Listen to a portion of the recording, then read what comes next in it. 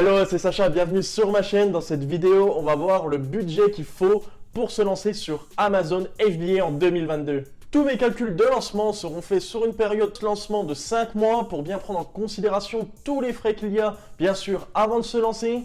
Car lancer un business sur Amazon, ça prend du temps, il faut bien prendre plusieurs points en considération avant de lancer ce type de business. Je veux clairement être le plus transparent avec toi dans cette vidéo et pour cela, je tenais aussi à te montrer la différence entre un vendeur qui s'est formé, donc qui a suivi une formation auprès d'un expert Amazon, à celui qui n'en avait pas suivi. Allez, maintenant on finit de parler, on commence. Avant de commencer, on va déjà débuter par l'essentiel.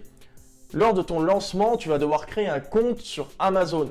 Pour ça, tu auras deux types de choix. Soit un compte basique, donc un compte particulier, ou alors un compte professionnel. Et je voudrais t'éclaircir la différence entre ces deux comptes pour vraiment que ça soit le plus clair pour toi et que tu puisses vraiment bien choisir. Premièrement, le compte particulier, qu'est-ce que c'est?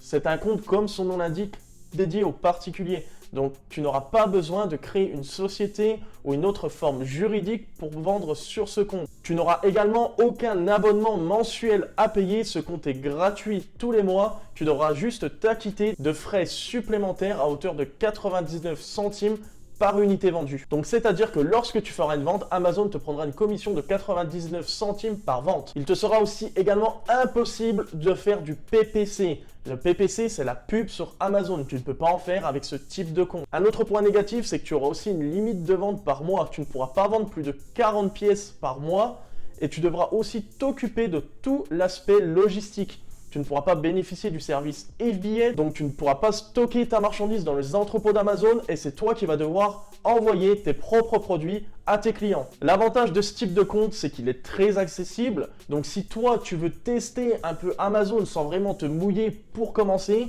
tu peux très bien commencer en vendant des produits d'occasion ou aller acheter des produits dans des supermarchés qui sont soldés et que tu les revendes sur Amazon. Ça, c'est tout à fait possible, mais je tiens quand même à t'informer qu'il y a certaines limites et certaines règles que tu ne pourras pas dépasser. Surtout, ne joue pas avec Amazon, ne dépasse pas leurs limites parce que tu vas directement te faire strike ton compte et après, pour en rouvrir un, ça va vraiment être la galère. Tu vas perdre du temps, par exemple, si tu veux passer sur un compte professionnel. Donc maintenant, tu l'auras compris, on va parler du compte professionnel, donc celui où la majorité des vendeurs utilise pour vendre sur Amazon. Pour le compte pro, c'est différent. Déjà, il n'est pas gratuit, il est payant par rapport au compte particulier. Tu devras t'acquitter de 39 € hors taxe de frais mensuels. Par contre, pour ce compte, tu auras besoin d'une entreprise, donc soit une auto-entreprise ou une société. Ça, c'est en fonction de tes besoins et c'est toi qui vois en fonction de ce que tu veux faire. Mais grâce à ça, tu n'auras aucune limite de vente mensuellement. Tu n'auras pas de limite, donc tu pourras vendre autant de produits que tu veux. Tu pourras aussi bénéficier du service FBA, donc c'est-à-dire le service Prime. Et ce service te permettra d'envoyer tes unités, donc ton stock, dans leur entrepôt. Et c'est eux qui s'occuperont de tout l'aspect logistique. Donc c'est-à-dire d'envoyer tes produits à tes clients. C'est Amazon qui va gérer tout ce côté. Donc je te garantis que ça va te faire économiser énormément de temps et tu pourras te focaliser sur d'autres points de ton business. C'est avec ce service que tu vas comprendre vraiment la puissance d'Amazon FBA. Qu'est-ce que c'est et pourquoi c'est aussi puissant? C'est justement en utilisant ce service. Tu pourras aussi faire du PPC, donc de la publicité sur Amazon.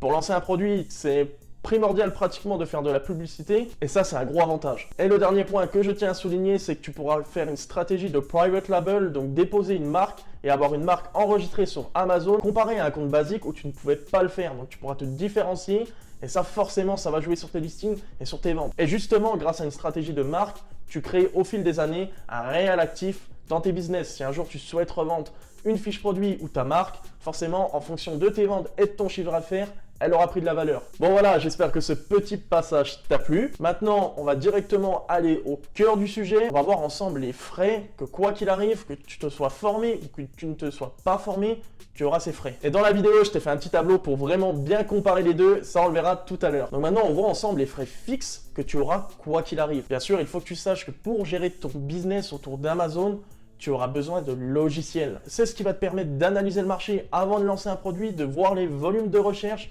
de voir le nombre de ventes de tes concurrents, d'analyser tous les mots-clés et bien sûr, ce qui te permet de gérer ton business tous les jours. Donc je pense que tu l'auras deviné, je parle d'Helium 10 ou de Jungle Scout. C'est les deux plus gros logiciels sur le marché en ce moment. Ils sont pratiquement pareils, ça va dépendre après du choix de chacun en fonction de tes préférences. Si j'ai un petit conseil à te donner et que tu n'arrives vraiment pas à choisir entre les deux, tu peux tester les deux versions.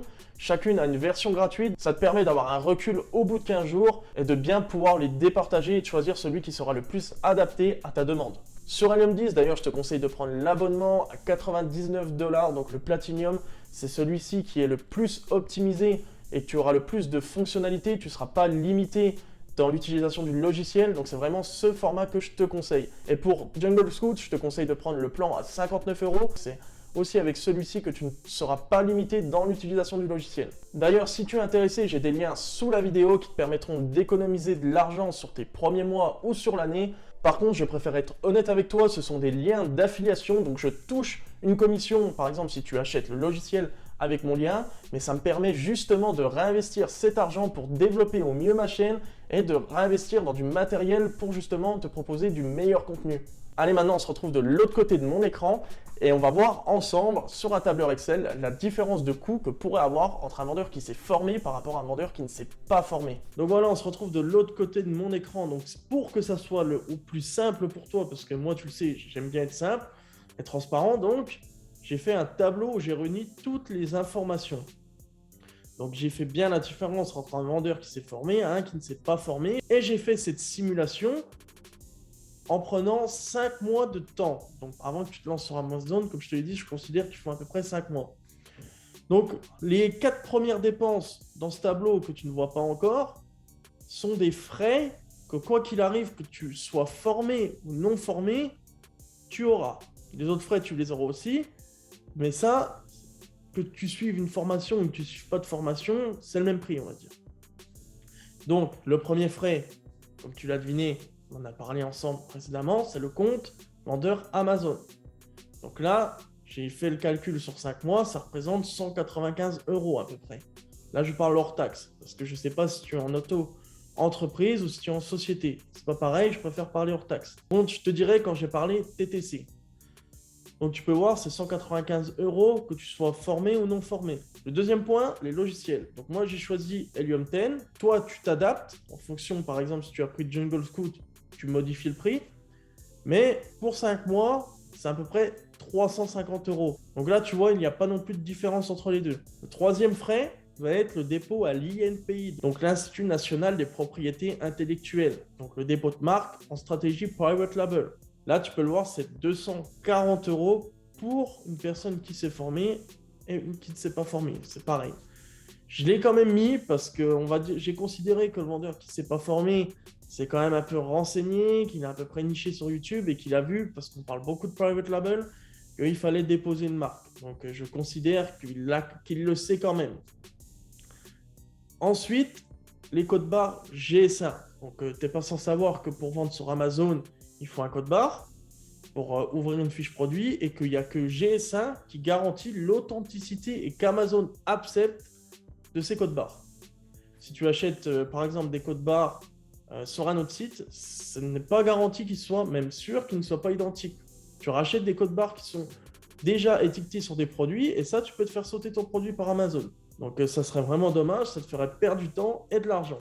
Donc là, pareil, tu vois que c'est exactement comme le dépôt de marque, 240 €, que ça soit formé ou pas formé. Et là, on va commencer à parler tout de suite des frais qui vont changer. Donc les frais qui vont différencier en fonction de si tu es formé ou pas formé. Le premier va être l'échantillon produit, donc le sample. Oui, je sais, tu es en train de te dire que mon anglais n'est pas super bon, mais j'essaye de faire des efforts. Donc l'échantillon produit, je considère que si tu es formé, tu auras des stratégies. Je pense, par exemple, pour te le faire rembourser lors de ta commande, tu vas savoir ces stratégies, ou par exemple, déduire l'importation, te la faire offrir par ton fournisseur, tu sauras le négocier. Donc, un vendeur formé, je considère qu'à peu près un sample, ça vaut des alentours de 50 €. Quelqu'un qui ne s'est pas formé va le toucher un peu plus cher parce qu'il n'aura pas les bonnes stratégies, à peu près dans les 80 €. Tu vois que j'exagère pas non plus dans les prix. J'essaye vraiment d'être le plus correct possible. Ensuite, forcément, tu auras le produit. Donc, je veux dire, il faut bien que tu achètes des produits. Quand tu auras analysé avec tes logiciels, que tu auras tout trouvé, que tu auras déposé ta marque, il faudra que tu te lances et que tu achètes tes premiers produits. Donc là, pour l'achat d'un produit, dans la première colonne, pour un vendeur formé, j'ai mis 2000 euros. 2000 euros, ça fait à peu près pour 500 pièces des produits à 4 euros. Donc, ce que je trouve relativement correct pour un lancement que tu auras acheté sur Alibaba. Pour un vendeur non formé, j'ai mis dans les alentours de 2200 euros parce que le vendeur qui ne s'est pas formé, il n'aura pas forcément non plus les bonnes stratégies pour pouvoir négocier les quantités, les MOQ, optimiser le packaging qui soit moins lourd justement pour rééconomiser de l'argent. Il y a plusieurs stratégies. Ça, si tu es intéressé, tu te renseigneras plus dans des formations. Là, je te fais vraiment en gros. Après, il y a aussi le contrôle qualité. Donc, le contrôle qualité, si tu penses en faire un, moi je l'ai mis. Personnellement, j'en ai pas encore fait. Je trouve que pour des petites quantités, c'est pas forcément obligatoire.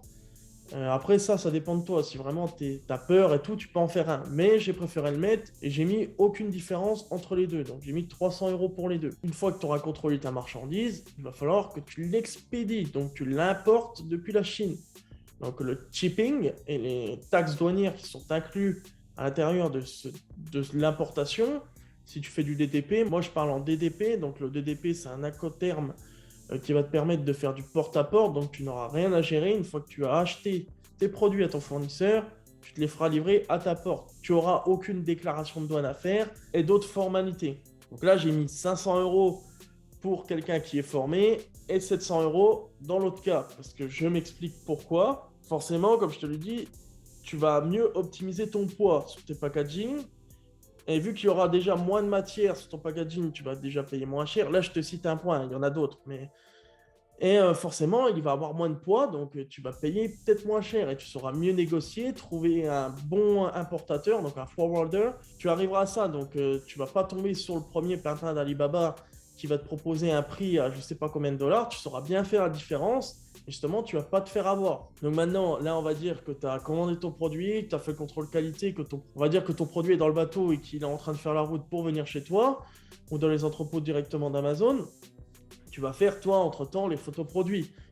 Les photos produits, si tu sais un minimum toucher un petit peu et que tu as un peu suivi une formation, tu sais qu'il te faut une boîte à lumière, tu sauras un peu les logiciels qu'il faut utiliser. Donc, je pense à Intellifox, Canva.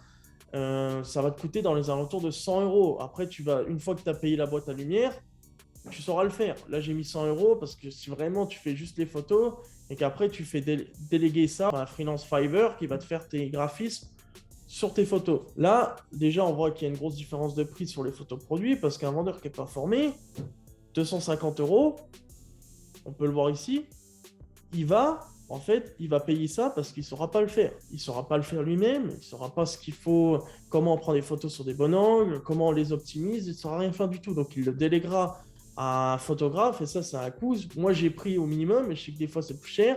Ça vaut à peu près dans les 250 euros. J'ai fait une moyenne. Un autre point, l'optimisation de la fiche produit. Donc, tu sais qu'il faut optimiser ta fiche produit, donc avec le plus de mots-clés possible, travailler ton SEO, travailler ton titre, travailler tes bullet points, travailler ton contenu à plus, c'est ce que tu apprends en formation. Et pour toi, une fois que tu le sais, que tu as payé la formation, une fois que tu as appris, tu sais le faire. Donc après, tu vas te perfectionner et tu n'auras plus à le payer. Une fois que tu as payé la formation et que tu sais le faire, c'est fini. Qu'un autre vendeur qui n'est pas formé, eh ben ça, j'ai un peu prévu sur Fiverr et sur des connaissances que j'ai qui le font, des freelances, et ils font payer ça à peu près 600 euros pour un produit. Donc là, pareil, j'ai pris une moyenne. 600 euros, je te garantis qu'à chaque optimisation de produit, donc pour un produit ça va, mais quand tu vas refaire un produit, si tu ne sais pas le faire, bah, il faudra que tu repayes. Alors que si tu es formé, pas besoin, tu sauras le faire, du coup pas besoin de repayer. Donc 600 euros à chaque fois, au bout d'un moment ça fait mal, quoi. Ensuite, il y aura le PPC. Le PPC, c'est, comme je te l'ai dit, la pub sur Amazon. La pub sur Amazon, tu seras formé aussi dessus, donc tu feras moins d'erreurs que si tu n'étais pas formé. Donc forcément, ça aura un impact sur le coût de ta pub mensuelle. Donc là, j'ai mis 300 euros et j'ai mis à peu près le double. Parce qu'on va dire qu'un vendeur formé saura faire des campagnes plus fines, en manuel, en exact, cibler des mots-clés, qu'un autre vendeur qui n'a suivi aucune formation. Lui, ce qu'il va faire, c'est qu'il va soit balancer une campagne auto, soit balancer une campagne manuelle, mais qui ne sera pas forcément bien optimisée. et il va se planter. Donc ça va lui coûter plus cher que ce qui était prévu initialement. Donc là, on a fait à peu près le tour. Je vais te montrer déjà le total d'un vendeur qui n'est pas formé. Donc j'estime tous ces frais global qu'il y en a à peu près pour 5 755 euros. Et ouais, ça fait quand même un montant. Mais comme je te l'ai dit, moi je suis transparent. Je dis vraiment tout. Je vais pas être le genre de gourou qui va te dire que pour 500 euros, tu peux te lancer sur Amazon. Après, bien sûr, j'ai pris le cas pour des produits relativement, on va dire, chers. 4 euros, c'est déjà des bons produits. Après, tu peux prendre moins cher. Forcément, si par exemple, tu sources des produits en France et que tu touches à 1000 euros à peu près, des tout petits produits, déjà, tu vas pas payer l'importation, déjà une plus grosse marge, ou ça va être quasi rien parce que tu es à côté, tu es en France et c'est près de chez toi. Moi, j'ai préféré prendre avec un produit moyen que les vendeurs généralement lancent. Maintenant, je vais te montrer un vendeur formé, ce que ça va coûter. Donc, ça coûte, avec la formation, donc j'ai à peu près mis 1500 euros, 5775. Donc, je sais, ça pourrait porter à confusion, c'est à peu près les chiffres inversés, mais je te jure, je n'ai pas fait exprès. Tu peux voir que même avec une formation à 1500 euros, eh ben, au final, il n'y a pratiquement pas de différence. Là, il y a 20 euros d'écart entre un vendeur non formé et un vendeur formé. Comme je te l'ai dit, après, toi, tu n'auras pas besoin de repayer une optimisation de fiches. À un freelance, tu sauras le faire. Donc là, la formation, je peux te garantir qu'elle va vite être rentabilisée. Après, tu fais comme tu veux. Ça, moi, je veux pas t'imposer de suivre une formation. Moi, je te dis juste que j'en ai suivi une. D'ailleurs, si tu es intéressé, en dessous, il y a un lien. Tu peux aller check ça. J'offre 3 heures de coaching si, bien sûr, tu adhères avec mon lien. Mais je te force pas. Si tu n'es pas intéressé à suivre une formation, tu fais comme tu veux. Moi, je donne juste des conseils. Je ne veux pas imposer les gens à suivre une formation parce qu'il faut suivre une formation à tout prix.